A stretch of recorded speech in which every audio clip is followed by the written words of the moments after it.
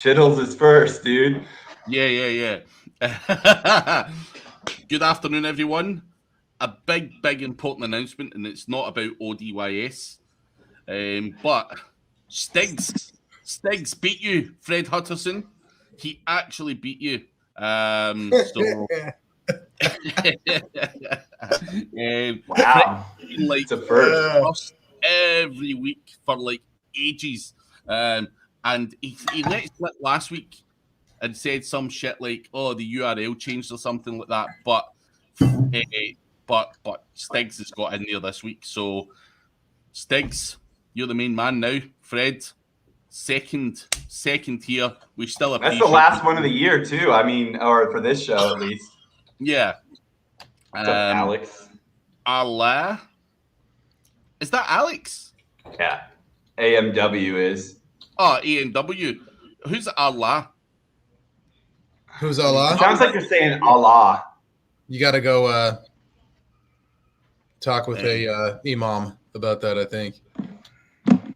And Maeve is here as well. But guys, it's the last one of the year. And we do have Corey here. So make sure that you do take full advantage of Corey, pay-per-click, and anything else that Corey wants to talk about today. So yeah, hit us up with Corey, let's I wanted to look at this from like a marriage kind of like I want with you, but intent-based gap filling and just broad coverage of end market domination kind of thing with SEO and PPC, focused on PPC because we had some PPC questions coming through. So I guess let's just kind of start with, I wrote some stuff down. Let's go to gap filling. Or actually, if you have an idea of what you wanted to do, go with that. But if not, I will jump. So let me know. No, I mean, whatever. Like, if you want to start off with some questions or whatever, I mean, I'm coming from the place that that SEO and PPC are, there's really like this symbiosis or like a symbiotic relationship. That the PPC will bring in immediate,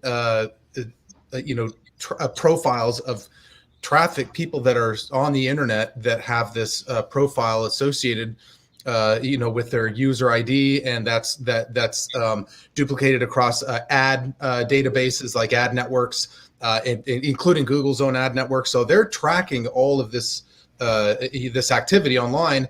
And when somebody who is in a certain niche, and they've got like years of history, browser history associated with their user ID, and they end up on your website inside of this niche, and especially if they convert or they take some kind of conversion action, that is an indirect but definitely beneficial and value of investing in PPC that does have a significant impact on ranking. Well, I can't help but when you say that, really think about top stories and Discover and all that shit, where your personalization, your history, everything is going to be affected by that initial paid visit. Is going to, which is in turn is going to affect how you rank for those pages that are getting pushed into your top store, into Discover. And you will see huge trends and huge spikes in ranking and visibility from Discover when they correlate properly. So I think the profile thing is extremely important for people to understand. Brad, have you been watching? Like, I know we're working some stuff right now that's working all angles. Like just a multi-channel type of campaign. And what's interesting is I'm seeing in a lot of places traffic trends following I can't think today. Local following paid and paid following local and national following local. And with that specific campaign, I don't think we're deep enough to tell. That one we're not. No, but what I'm telling you, I think we're seeing the trends though, even right now from the last meeting, that we're seeing the trends in the traffic the same from what they're saying. But we'll see. Well, yeah, it's a tough niche, and it's a niche that traditionally at this point in time of the year, it's going to drop off a little bit, but we're staying steady from where, we're slightly above where we started, which was, mid to probably closer to late October. And I would call that a win at the moment. Are you guys throwing some paid at it? Now you are, or you're going to. Oh, that one. Yeah. Gotcha. So yeah, I mean, you haven't. Sorry, man. Oh, fuck! Would I throw paid at it? No, but no, we're looking pretty good. I'll be curious to see what it does in January once we get through the holidays. Then we'll really know how well we do. But I also talked to the head of the team that's doing all the on page and the techie stuff for us. And he's like, dude, this is going to pop like January, maybe February. These main terms going to pop on page 1 for like state level terms. It's going to be solid. So, hey, Corey, I know for people that are in retail right now, so we're in a situation where Google's decided to be very giving this season and take everyone's traffic away or fuck with them during the holiday season with this core and the product review update and all the shit they're doing, right? For those people that are, I mean, the timing's good. I mean, they got AdWords. To me, like, why not run this shit right now so people look towards paid for a solution to their woes right now. But on that note, we're in internet marketing. If traffic's down and it's the season, we need to pull traffic. If people are in a bad situation today, do you think there's a paid solution for them for Christmas for the next 4 or 5 days right now? 100%. I mean, the whole thing. If you consider a fully optimized paid campaign, or like you're logging with your dashboard and you've got all the history, it's optimized. That's considered a business asset, just like your website, and that is something that you can actually use as part of the valuation of a company. So to get a campaign there, it requires some testing. You get some traffic in there. You're testing different keywords, but then you start to notice these patterns of so somebody types in a keyword, they go to a certain page on your website. Well, first they see your ad, then they hit your website, then they find a product, and let's say that they make a purchase. Then that purchase gets tracked inside of the ads dashboard as a conversion, and so you can associate the keyword with the ad. You can actually see the exact query that they used. It depends on what kind of match type you're using. But if you had it broad, you could see what kind of, what the exact query was. And then after a while, you start to look at the data and you see these trends that start to tell you a story where you stop what doesn't work and you scale what does work. And then from there, you can have, I've seen campaigns that have a 20-to-1 return in e-com, and that's after some high optimization and just looking at a lot of things like what day are people more likely to convert, what time of day, what states are buying more, and when you turn those things and you turn those knobs and you get the campaign set up like that, then 100%. I mean, definitely, it's kind of like SEO in the sense that yes, you should have started it like 6 months ago to have something that's very tuned up, but you can start sending traffic to your offer immediately, almost immediately. Well, and the data will come in handy the following season. It will, and not only that, you also are. It's also going to inform your SEO strategy, and that's one of the huge things that because you're getting data that you only get from Google when you pay for it through their ads network. So I've had several campaigns where I had a broad match, and then I saw what was converting, and then all of a sudden I get ideas for content, and we start rolling those content pieces out and ranking those, and people come in from those queries and they convert. So right on, Randy. Yeah, I like yours. Randy needs to work on the beard, though. Yeah. So what do you think? Let's think about this. If we're in the holiday season and we are looking at our visibility and our ranking and we notice gaps, what can we do with paid to fill those gaps? Well, I think that is the answer is inside the question. Like, you can use paid really to fill those gaps. You've got some. You've got brilliant. What color was George Washington's white horse? But yeah, I mean, and that's something like, and stay away. Like, Google wants to automate a lot of your campaign for you. Switch it to expert mode. And that way you have complete control over everything. You can roll out your campaigns and just have everything very scientific. I like to roll out what are called SKAGs, or single keyword ad groups. And that way everything is very scientific. You can throw tests up, you can get traffic to all these different keywords that are just seeing a certain offer and just seeing certain ads. You can A/B test those, and then at that point, it's a lot easier to scale a campaign because you've got all these data points that you're able to make decisions on. So, but if it's just broad and you just want to start getting some traffic, by all means, the very first thing that everybody should do is, like, if you're in front of your computer. So everybody just go to I am in front of my computer. Yeah. Okay, obviously everybody should be. So open up a new browser and just type in Amazon without the .com. Just go to Google, type in Amazon, and you should see an ad at the very top. It says Amazon.com. Okay. Mine's info.com/web and then Amazon.com.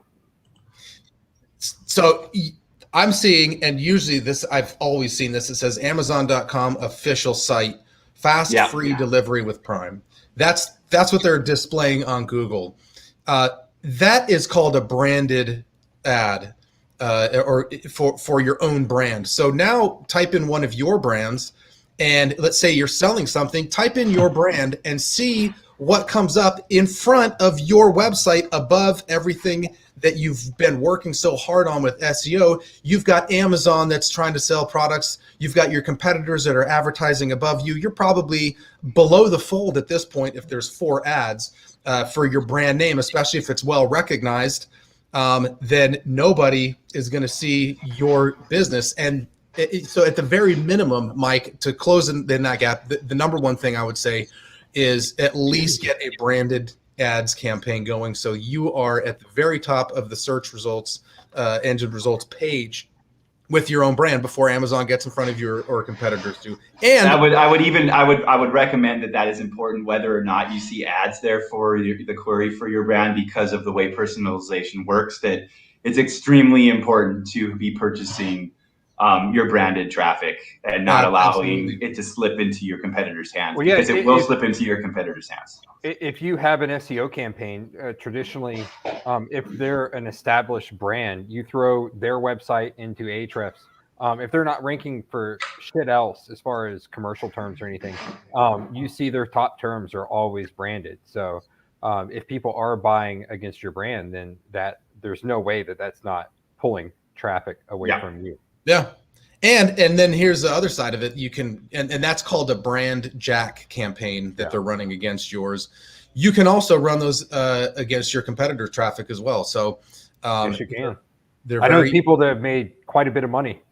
And I would say right now, this season, running branded and hybrid commercial is not a bad idea if you can pull that traffic. So you know who your major competitors are that are pulling most of the traffic, and you can get in there and you have the ad account ready, I would suggest taking traffic. Now, do you run into a lot of issues, Corey, bidding on other brands?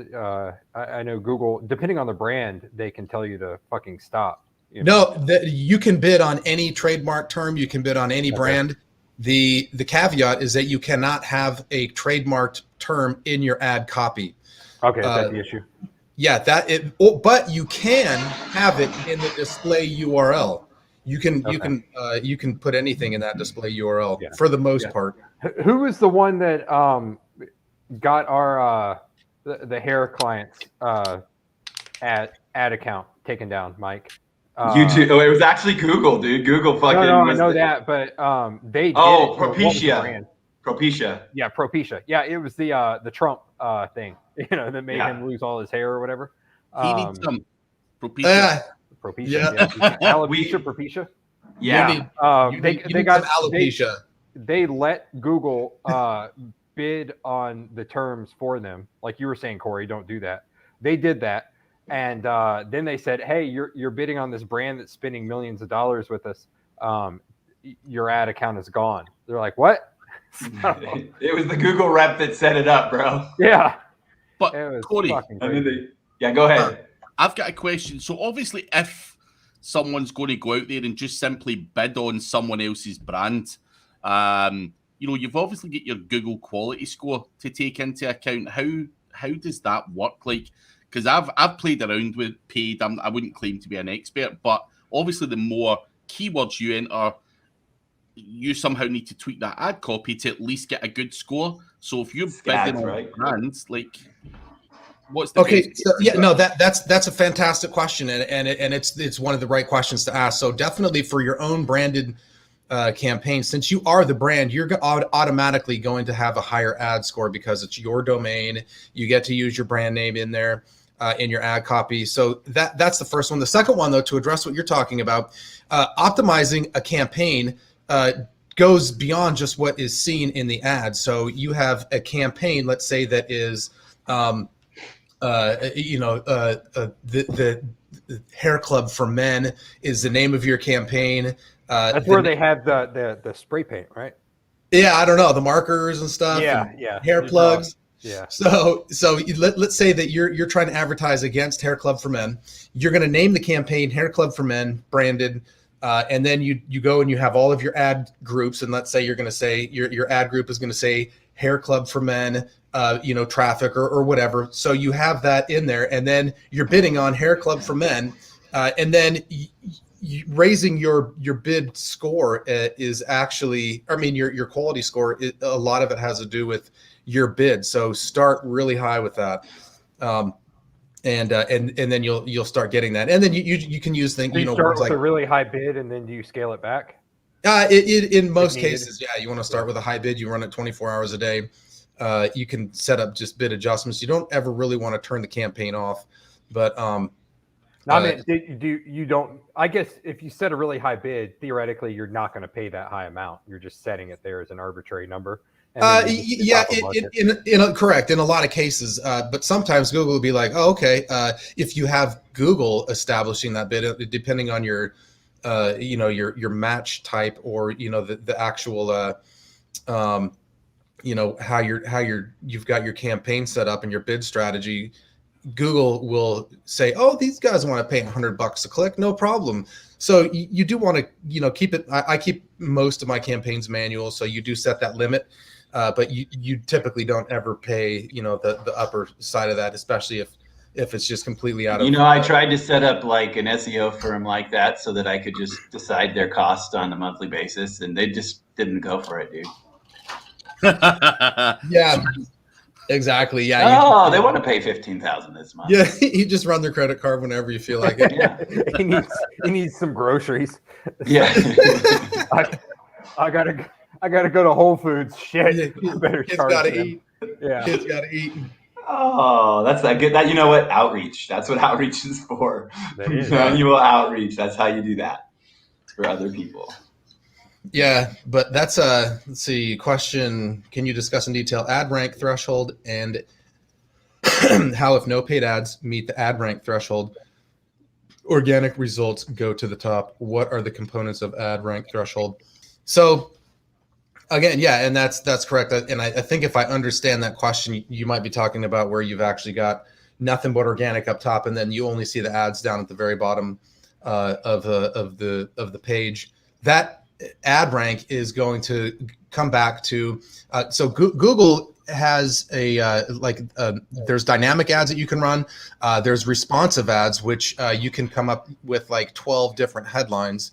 And you want to use all your keywords in those headlines. You get that ad rank as high as you can. You get the score as high as you can. You want that thing to be excellent.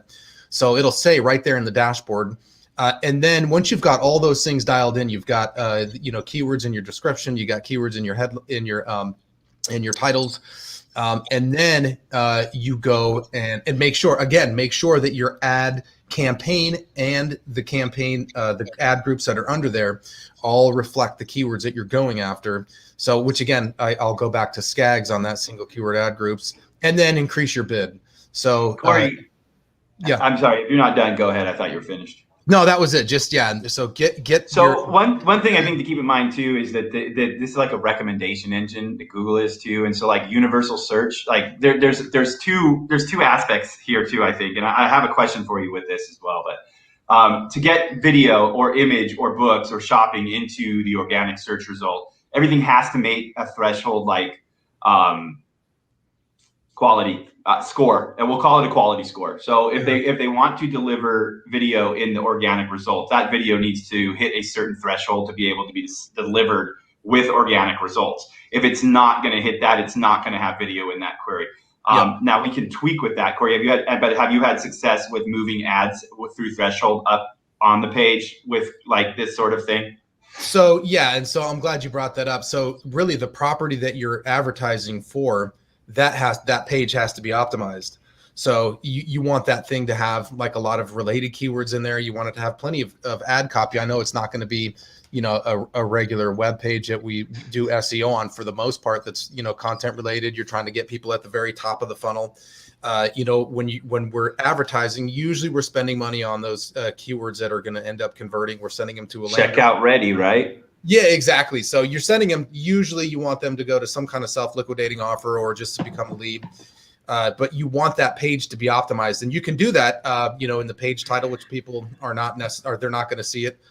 So you can jam that thing. You can, you know, you can use meta keywords. Those come in handy when optimizing your ads. Are they still working, meta keywords? In ads. Yeah. Mm-hmm. In ads. Yeah. So you can do that. And then the actual copy that's on the page itself. So you want that thing to look good. And you could, like, you could even run it through Cog if you wanted to. But typically just, you know, you want those you know, those headings and subheadings to have keywords in them, and just make sure that, you know, everything. It's probably a good idea going forward for everybody to kind of understand that you should be treating quality score universally. I think. I mean, would you say that? Like, I would say that. I think that people should be treating quality score universal. Like you said, Cog, really taking that into account and potentially maybe being creative with what comes out of a tool like that, right? Yeah, 100%. I mean, if there are points of optimization when you don't you get your cost per click down and you get your ad rank up at the same time, like, why wouldn't you go for that? Yeah, exactly.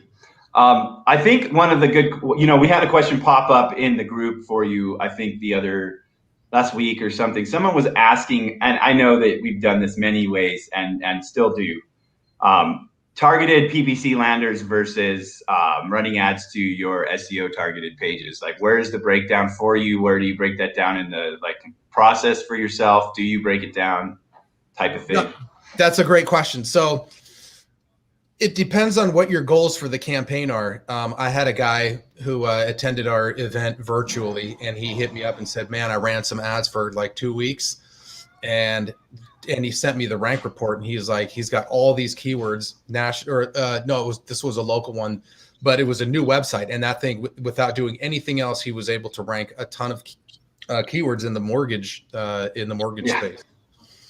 Just doing ads. So if I'm using it to rank, I'm going to use the keyword that I want to rank a page for, and I'm going to use that keyword, and I'm going to advertise to that page that I'm trying to rank. And so it just depends on what your goal for the campaign is. So again, I want to make a quick statement there. If you are doing that, you need to be trying to capture email, and you need to be triggering pixels and firing things. You need to be making money off the money you're spending, for sure. I want them to really understand that if you're going to drive it for SEO, but then be smart about it and run like a real campaign. Yeah, and you can retarget those visitors. You can pixel them. You can do whatever you want. You know, just capture as much as you can, because you're going to ultimately, you can re-advertise to them with your offer. So, you know, and that is really kind of what separates the boys from the men in the internet marketing space, right? Is that you want to be perceived as though you're Fortune 500, even without having to be Fortune 500, because you're seen as being, well, these guys are everywhere. And then you go, you know, that you get a certain threshold of brand impressions, and then you go from short-term memory to long-term memory. So we know how they build profiles of websites, users, and how that all ties together. This is all a part of profile-based SEO. Yeah. So is keyword driven as far as ad rank threshold? Yeah, keyword, Glenn, that is part of it right there. The keyword is definitely, you know, that's all it is, really. Like you want that. What Google wants is for somebody who has a thought to bring that thought to make a query on Google, to see an ad that follows that thought. They click on your ad, Google gets paid, and then they go to your site, and that same thought, there has not been an interrupt in the pattern. It has been, you've taken them by the hand from that thought. Now they're on your page, and you're guiding them direct just by the content that you have on there, and your whatever it is that they're looking for. You don't want to break the thought and start talking about something completely different with any of your ad copy or with any of the copy on your page. So just make sure that you've got you keep it very like just third grade simple. You're taking keyword top left in your ads, keyword top left in your lander, and so Google loves that because their customers, who are you and I, that are on there clicking on things, are staying on the site, and so Google's like, okay, this is a good one. You know, we want to send more traffic to this one. So yeah, that it's definitely keyword. It has a huge a huge impact on all of your campaigns, of course. So I wanted to jump into this really quick, Corey, and let's take a look at this. This is a blended search result, and I want people to understand what's happening. I do like how they're displaying maps now. Well, do you see, well, not only this, I wanted to show something. Do you see that we have not only this, we have, I think this is shop. No, that's just PPC, or is that shopping, Corey? Do you know?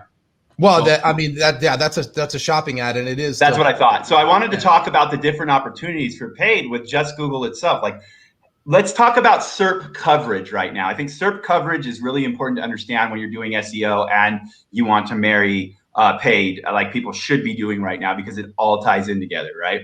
So, I mean, what would you do how would you handle this type of situation if someone was in this situation to come in and do something like this? Would you start somewhere? Would you target something in particular? Like, what are your thoughts on a campaign like this query where it's key lime pies in Key Lime, Florida, and we've got ads, we've got local, we've got shopping. I mean, there's a lot here. We've got recipes, right? Like, there's a lot here. This is a very blended page. So how would you handle Serp coverage, like going forward into 2022? Not necessarily just this query, but realizing that they do things like this, and it's not just local or national anymore. Like, how would you recommend people set up new campaigns going forward, like with the paid side, if they're running SEO at the same time? Yeah, that's a great question. So you're not going to get shopping ads for every query out there unless there's obvious buyer's intent behind it, right? So, or if it's service based, you're not going to get display ads like scroll down. You're not going to see those. and Google will place those in different places on the Serp. So if there is something that you're trying to sell, you definitely want to do display ads. Like, you can set up display ads. Depending on your CMS, you can just have the data downloaded right into your campaign, and those are a little bit more hands off as far as your targeting. Google will just run those display ads for you, but you do pull enough data on there, so you want to be there. You definitely want to be up at the top with a text ad. If you're a local business and you're selling something like key lime pies, or you're providing a service, you can set up, local advertising that shows up in the map section.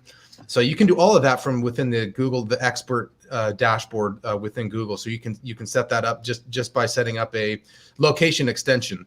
So all the different extensions that Google has in there, you're able to use. You can actually set up a lead cap right there from within your ad. So those are all different types of extensions when building out a campaign. But yeah, just for overall coverage, those are the things that you want to be looking at. Are there display ads showing for what I'm trying to sell?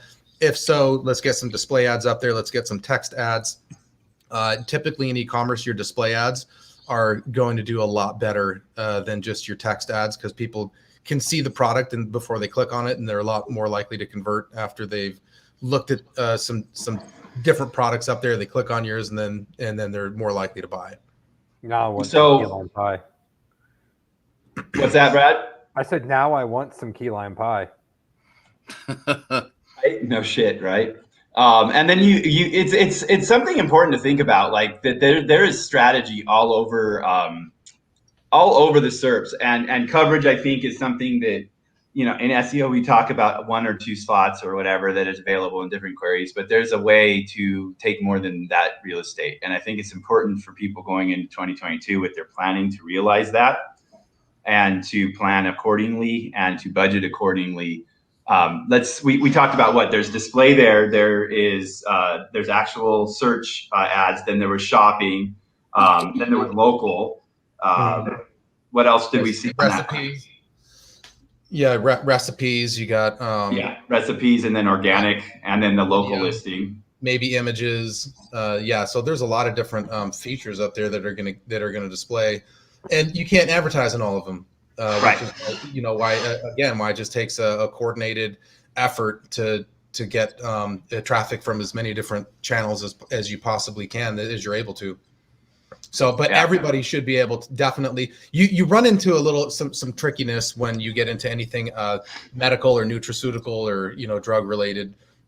You have there's certain hoops that you have to go through. Some of them you have to actually have a doctor working on staff, and you need their credentials. Other times you're going to have to show the W-9 of the company and then the driver's license of whoever incorporated it, or you actually have to go through some third party verification, like with Legit Script, or there's others out there that you do end up having to use, but for the most part, typically everybody outside of that, you should be able to get an ad campaign spun up and running, and at the very least, just get your branded campaign up there and just say, hey, this is XYZ brand, this is the official site. And you can do little extensions, like on that ad that you just showed, Mike. There was a lot of extensions on there, site link extensions. So that ad was gnarly, right? I mean, that was almost like at least half of the fold or more. Oh yeah, it was the real estate. I mean, it was theirs. I mean, they pulled it. Yeah, they did a damn good job, dude. Yeah. But the nice thing is, though, to think about, that's a mixed intent query. I mean, I didn't put any sort of intent-based modifier on the query on purpose, because if I did, it would start to pull elements out. I wanted to make a point of how they are building the SERP, and they start to craft the SERP based on what the users want, meaning they'll remove these items that we saw in there, where we pretty much saw everything Google can throw at you except for like books and some other shit. There is other stuff, but they can throw all this shit at you, but they scale it back based on what you modify the query with, right? So, and that's important to think that PPC and SEO married is an intent game, 100%. You're not on intent yet. You're not in SEO at this point. If you're still stuck on topic as your main thing, you're not doing it right. And I'm going to say that continually going into 2022. Yeah, so 100%. Can I just say that guy walked out of his office like he was about to beat someone down, taking his jacket off behind you? He's like, Corey, you're too loud. He comes out like mother.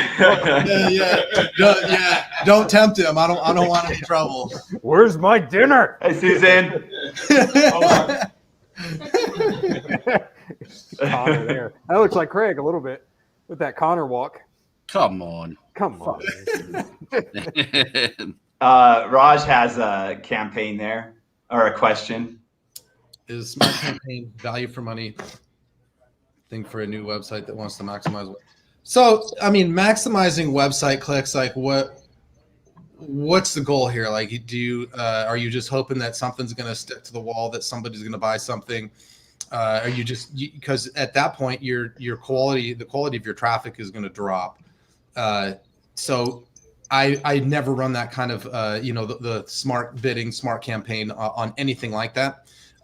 For the most part, in certain instances, if you just want to get the branding out there, you want to build a list that you're pixeling, then go use a smart campaign.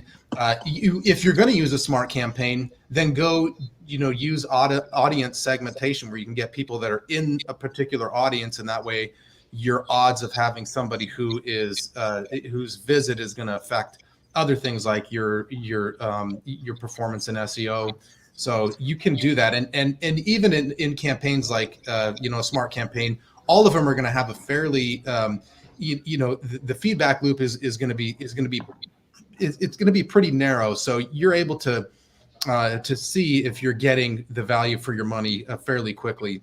So again, it just depends on what your goal for that campaign is, Divya. If you want just traffic to get to your website because you're pixeling them and you want to, you want to advertise for them, you have to have at least 1,000 visitors within any previous 30 days before you can start remarketing to somebody. So if that's your goal, then you can do that.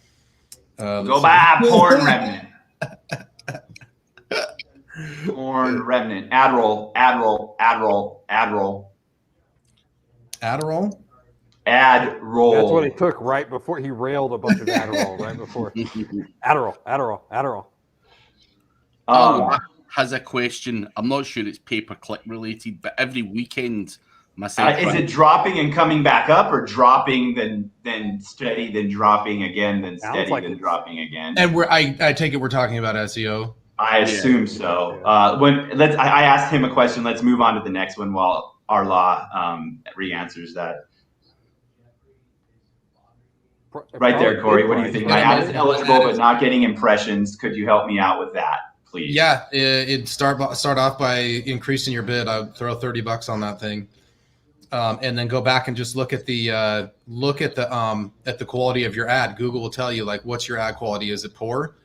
It'll say right there in your ads when you click on the ads. One of the columns in there is your ad quality. Is it poor? Is it good? Is it excellent? Is it fair? So make sure that all those things are good. And then increase your ad, and then you might not be getting impressions because maybe if you're running an exact match ad and there's not that much traffic, then you're not going to get impressions either. So you can broaden up your targeting. You can open that up and just do a phrase match, or you can just do broad and just take all of the modifiers off of there. You can just leave it open. So those are some things that you want to look at tweaking. Our law came back and said the traffic comes back up. So my questions are the impressions going down? Is just the CTR going down? Is it trending? My question would be, is he using the word traffic and rankings interchangeably? Because traffic and rankings are two different things. You can maintain your rankings and traffic will drop on the weekends, like in rehab.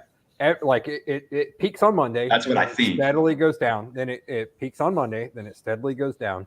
So I would say, are your actual rankings dropping every weekend, or is just your traffic going down? And that would be cyclical. Yeah, let us know, Arla, if you're watching the impressions, the rankings, and the CTR. And the keywords are all broad match, Corey, and they receive 1,000+ impressions. Yeah, so I would get in there again, just check the quality of your ads. And make sure that you got a good ad score. You can go and run diagnostics on your ad. So you just hover over, right there to the right of your ad copy. You'll see right there that it's eligible, and it might say eligible limited.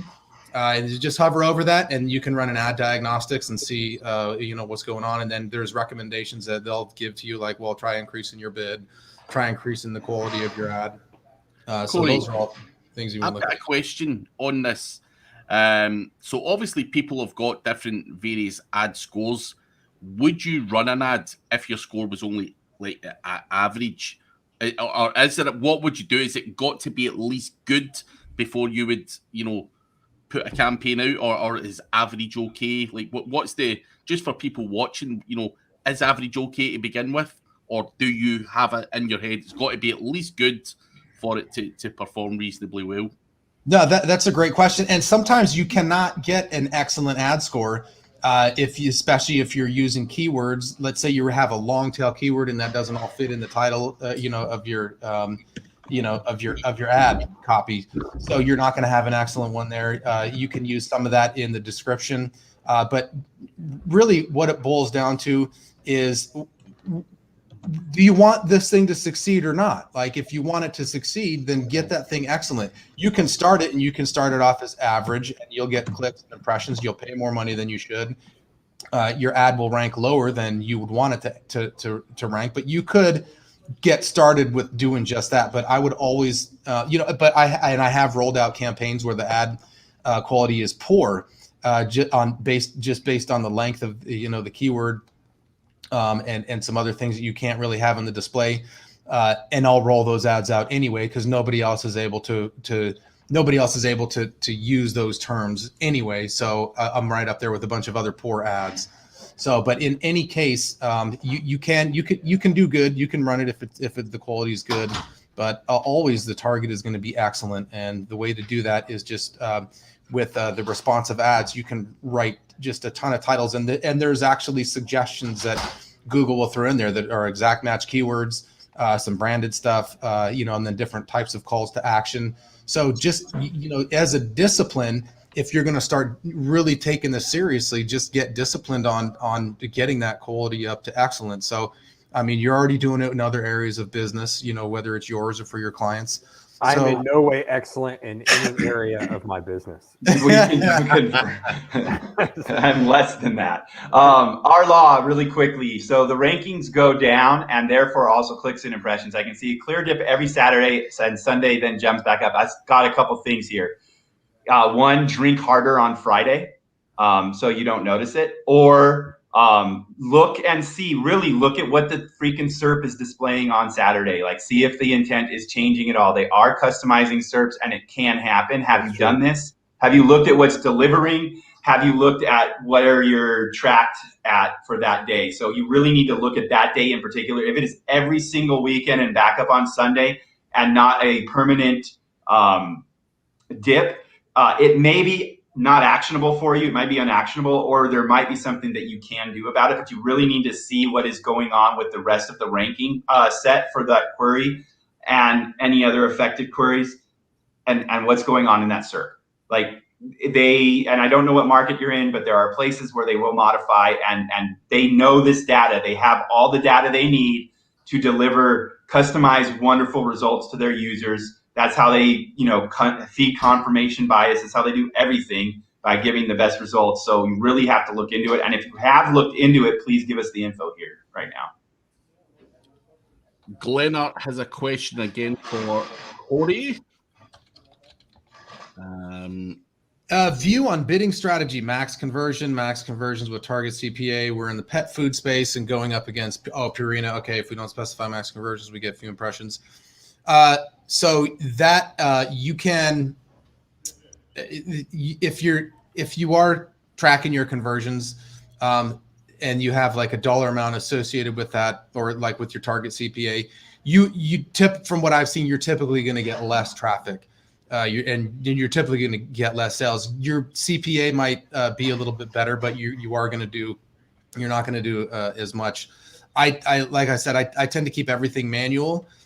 Because you're in control. I mean, if you're using your mind and you're looking at this thing and you're waiting for the data to tell you a story, then you don't need any automated bid strategies to outrank your competitors and to do better, get better performance out of your ads campaign. You're going to be able to look at the data yourself, look at the exact search terms that came in, see what's and then again, you're just looking at what time of day are people buying. What days of the week, what states. So there's other optimization points that you can be looking at where you can really get the most out of your advertising budget. And then especially, if you're running display ads, or if you're not, look at running some display like shopping ads right alongside with that. And a lot of that is somewhat automated anyways. So you can be in control of your PPC stuff with your text ads, and then just let Google, the Google bot run with your display ads. That is pretty typical. If you don't specify certain things, you don't get as many impressions, you don't get as much traffic. So that would be what I would look at, is just like pull it back into doing manual PPC, see what's converted. I thought I was going to see a particular question that I think that we should actually address, is the fact about what is enough budget to run to actually determine if an ad is successful or not, Corey? Well, that's a good question. Like, again, what is the goal of the campaign? If it's to get things to rank, then you are going to right on, get a Mozart. Then the number is arbitrary, right? You're just going to run some ads and until things are ranking. If you want to collect data and you're collecting leads for a service, or you're selling products, I typically would start off with about a $5,000 budget to start making some optimization points. So I know I never ran less than $1,000 when I was running ads heavy for affiliate. Like you can't make decisions until you have a certain amount of data, and it's specific to industry. But there is math out there that I'd have to look in my notes for to actually get statistical significance. If anyone knows what those numbers are, I'm not looking right now, and I can't remember. Well, yeah, I mean, I think every industry is different. If you get like 1,000, if there's 1,000 queries a month for your, for your particular thing that you're selling, then and the cost per click, let's say, is $20 because you're selling tractors and it's a high ticket item, then that's going to be different from somebody who's selling, a $5 pair of sunglasses that gets 200,000 searches a month. So, but in either case, I think you're with I've seen typically about a $5,000 ad budget to get that to start making some real, looking at some real optimization points in the campaign. Coming from just an arbitrage, like affiliate space, knowing the forums I was in when I was running a lot of affiliate arbitrage in Google, in AdWords, I would see people take profitable campaigns that were laid out for them and just not throw enough budget to actually turn that ad profitable. And I don't know, have you seen a lot of that in the client space? Like that they'll or heard of it when you get new clientele, or I guess is what I'm asking. That's good. And sometimes campaigns, there are some offers, Mike, that just are not ever going to be profitable when running ads. It's just, they're not going to work. And you only find that out after you spend enough money on it. But if things are working, then you start looking at tweaking different things. Like on the landing page, you're looking at personalization, you're looking at upselling people when they get there. You're looking at making different types of offers for people that are already converting. So, in that case, you get the conversion data. You know what's actually converting from the camp perspective. But how do I get more money out of those people that are clicking through and buying something? Let's say that my return is not yet there. Well, how can I increase the amount that somebody's spending on the website then to make this all worth it? Makes sense. All right, we've got Arlaw said it's going to take a closer look. He doesn't look like it's going to change. I would take a look, man, and if you're running paid, I would look at if the traffic's changing there.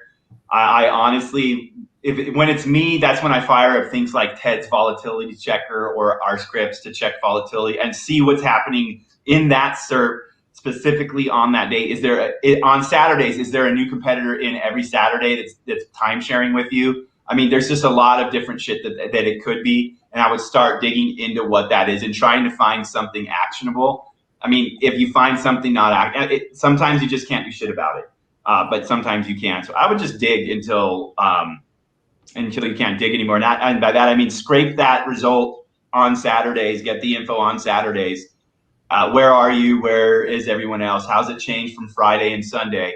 What's different about that SERP? Like, what is missing? Is there an ad that's being day parted to just Saturday that's taking all of the real estate and pushing everyone down? Just any changes. I know you said it's ranking specific, so I lean towards volatility. But any changes in the SERP landscape, potential too. So good luck, man. And I'd love to know what you find out if you do.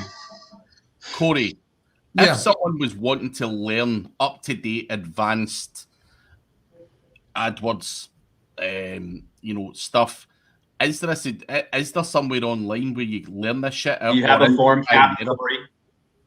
Or do we need to provide one? No, I got one. You can just go to ppc123.xyz. Look at that. ppc123.xyz. Dang. That's the use for an XYZ domain. Make sure it's working here. Yeah. PPC A to Z 123 XYZ. I just set it up and I'm sending it. Is it working? Nah. No, it's not up. Page cannot be found. Crap. We can send them. We can send them to a form if you don't have one, dude. Yeah, I got. Well, yeah, you can just you can hit me up at on searchgeeks.com and just submit a form over there.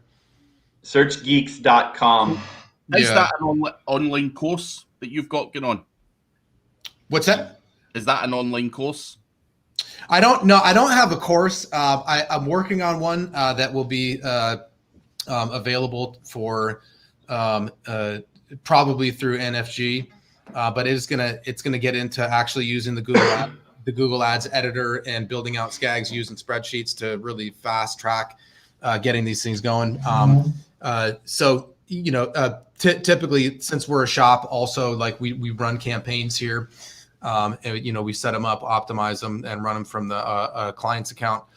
But for an actual course, that's something that I'm working on just kind of beginner all the way up to expert level on getting those things spun up, so they so people are actually able to see just get in there and start messing around with the tools and just figuring out how to set one up. Like that's the first step doing that is like just that lesson in mechanics alone and just getting familiar with the dashboard is going to be extremely helpful. And just like anything else, like doing it is going to be your best teacher. But definitely there's plenty of guidance right now just on setting up campaigns that's out there available on YouTube.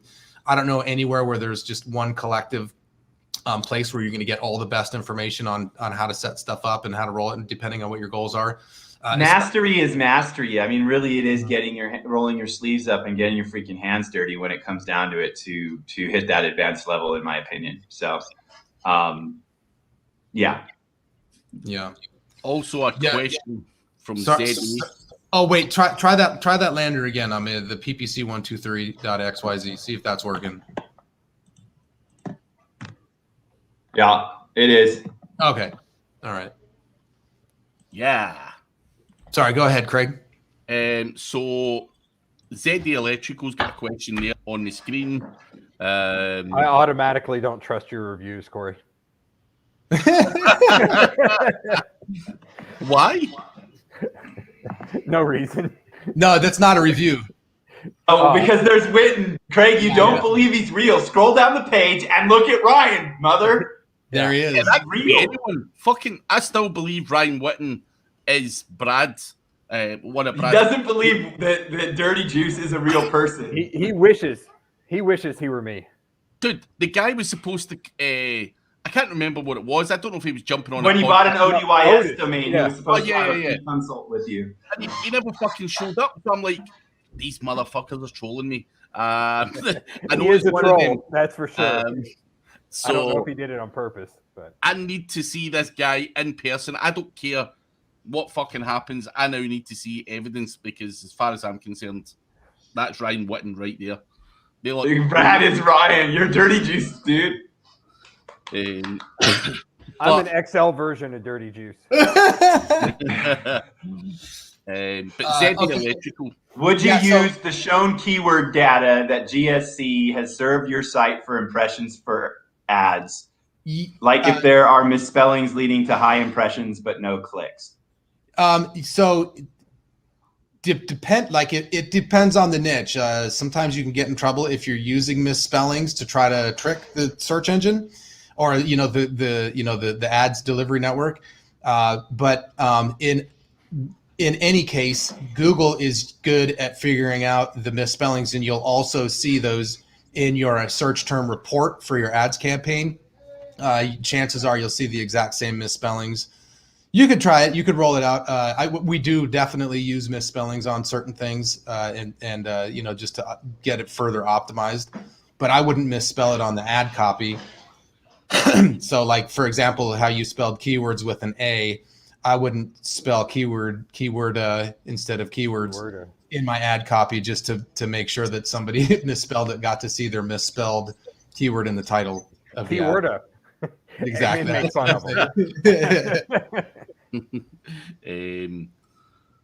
I'm also getting an offer of free Iron Brew to be Stiggs's voiceover. I can do that, Stiggs, as long as it's the real Iron Brew, not that fake ass shit.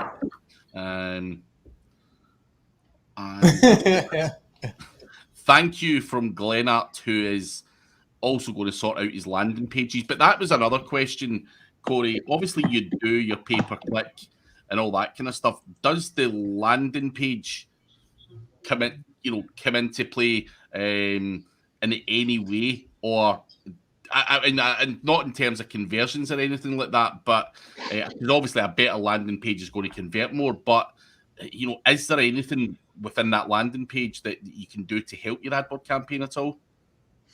Other than I mean, from the ad copy, I mean, you definitely want to optimize that thing almost like you would with SEO. You don't need as much content on there, but that will influence your ad rank. So to increase your ad rank, you can go through, just take another look at the copy of the page that you're sending your traffic to, for one. For two, again, since it is paid, make sure that you just look at it from a conversion rate optimization point. Like if you're trying to, to capture leads, then have them, have a form up at the top above the fold, a phone number that you can click to call, or you could, have your offer like right up there. Let's see, Ryan Winton picture looks like it does not exist. That's funny. He does. That's a really good picture of him. That's about his best picture. That's about as good as Ryan gets, guys. Yeah. Don't be mean to him. Right, so can I stop you for a second? So Brad has no fucking pictures and has his one favorite image, and Ryan Whitten's also the fucking same.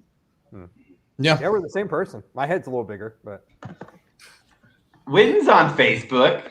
Yeah, he is. That's a good point. He's on Skype. He's all. I'll have him add you and just like message you every single day. The only time I hear from him is when He's actually looking sexy right now. Yeah, I just didn't like the blonde haircut that he had going for a while. He looked like the lesbian. Yeah, that was a little much. Yeah. So he thought it was cool. Yeah. I hope he's real, because I seem to remember spending like a month in Vegas with him, dude. So, yeah. No, he was there for a little bit, in and out. I've grappled with him a few times. So we're taking the families up to Big Bear. So hopefully. Oh, when are you going? Nice. Like towards the end of December, up through. Dude, we have no freaking snow, bro. It's so bad. It's supposed to be like 70 later in the week here, I think. Crazy. Geez. Brad, your family's all good from the tornadoes? Yeah. It's funny. Did you see the news, Corey? Yeah. Yeah. So that's where Mom and Dad are actually from, Mayfield, Kentucky. Is it really? Yeah. My mom went to Mayfield High School. Dad went to like a corn-fed school that is nearby there. But my brother and his family were actually down there that weekend because there was some big Christmas lights display that they were going to take the kid to. So then the weather comes in. And so they all end up in someone's basement, and Mama wouldn't have known at all because she never turns on the TV, doesn't watch the news, anything. She would have just thought it was like a storm. So they knocked her house down. Yeah. So her house is good. Everyone I know came out of it unscathed. So they got her to a basement and everything. But the funny after the fact, was Grandma Carol, my mom's mom. She's got an apartment. And she was in there. Her power goes out, so she can't watch the news or anything. She can't look that up. She can't read or anything. So she's like, I'll go to bed. So she, in the middle of a Cat 5 tornado, she decides to go to bed. Mom's telling me this. I was like, she fucking said, Jesus, take the wheel. I'll either wake up or I fucking won't. So she goes to bed. In the middle of it, power's out. I've had a good life. I'm going to sleep. Fuck this shit. Hey, you know what? What do you do? That's actually pretty damn stoic, pretty damn amazing right there. That's a good point. So she went to bed. So now I'm calling her fucking Dorothy. I said she could have very likely woken up in the land of fucking Oz. So it's the city of color. She lived the second life, dude, all that night, and you have no idea. Yeah, she woke up. She's asking about Ann M. Everyone's like, who the fuck is Ann M? Scarecrow? Scarecrow, Tin Man. I'm actually reading the original Wizard of Oz to my kids right now. Every night we go through a chapter. They're in Oz right now. It's different. Are you playing some Pink Floyd in the background at the same time? No, I'm acting it out. Yeah. So. My kids and my wife finished the Harry Potter series like a month and a half ago, dude. Did they read it to themselves or did she read it out loud? She read to them. That's a lot. Like it took a year, but she read all at bedtime. She read them all 7 books, dude. So we're gonna go. I can't say it. Never mind. In case they watch this stream. Yeah. And then, you know what's a good book is the original Pinocchio. You know what? You know what's funny, Craig, is my nephew calls me the wizard. Jesus. Yeah. And I'm going to start calling Witten the wizard. Witten the wizard. Witten the wizard. We're all instead of Dirty. He's probably ready. He's probably due for a new nickname. The wonderful Witten of Oz. So I know I have pictures of myself with him somewhere. He's one of my favorite little guys in the world. Has someone actually met this guy? Yeah. Everyone. Yeah. I've known him for a while. You met him, Craig. He was at the event that you came out. He was. Yeah, he was there when it was Rock Stars when you were out there. I'm sure you saw him or met him or something. He's got a lifetime pass to all the NFG. Dude, he was in my He was in my room when you were in my room, dude. Yeah. He was in the back watching Larceny going, why the fuck am I in this room? How the hell does Mike remember him that weekend, but you don't, Craig? Man, listen, I had a few beers and then in this room. So did Mike. I had more than a few beers. With the smell of fucking weed. Honestly, my fucking head was all over the place. I wasn't even smoking that shit, but just the smell, you're just like, Cali. fuck. Yeah. So I remember just thinking, I need to get the fuck out of this room, man. It was like 6 a.m. That's anytime you walk into Mike's room in any hotel, that's the feeling. That's the feeling everyone should have, dude. The very first time I walked into a room, it was at one of the OMG events. And these guys all do well online. They all make good money, but they decide to all share a fucking room. Like not just two guys. It was like it was 10. 5, dude. I walk in you couldn't like past the little breezeway. You couldn't get past that because it was nothing but beds. Like you had to walk on one bed to get to another bed. It was. I slept in the bathtub, dude, one night. Yeah. Someone says, I can imagine Mike calling. He's like, yeah, can we get 5 cots for this room at the Drury Inn? Oh, fucking hell. Yeah, I'm surprised you don't remember. I mean, he would have been there at the event that you decided that you didn't want to fight me and you pulled out and you couldn't make it, Craig. I know you weren't there and it wasn't your fault, but he was there as well. Yeah, he was. Yeah, he was there. Man, maybe. Even I threw him into. We were wrestling, and I accidentally threw him into the front desk at the event in Anaheim at the hotel, like right out in front of the bar. He started to wrestle me, and I go like that, and he like down on the front desk at the hotel. He got up pissed. I was like, whoa, because he was about to jujitsu me. So I didn't want that. That sounds about right. Yeah. Oh, well, this is the end of the show for the year. On that note, over? Yeah, 101. That's it. The Wizard showed up. Merry Christmas. I actually wanted to ask Glenn if he was still here, if he's on Reddit, because I think he's in Big SEO, if I'm not mistaken. I've seen some of his posts. That's, yeah, can't say shit. Anyone Merry on this Christmas. broadcast that doesn't know what that is, don't look it up. And Yeah, Merry don't. Christmas, Happy New Year. Merry Christmas, man. Yeah, don't put German in front of it. man, I'm going to go and buy that domain name right now. Mike Bukaki Pierce. Oh, man. So really though, like if you have from PPC everywhere. questions, hit up that form, ppc123.xyz, and the fourth. We'll help you get your campaign spun up or whatever, or if it's if you need help with anything or you need Time for people that need help before Christmas or no?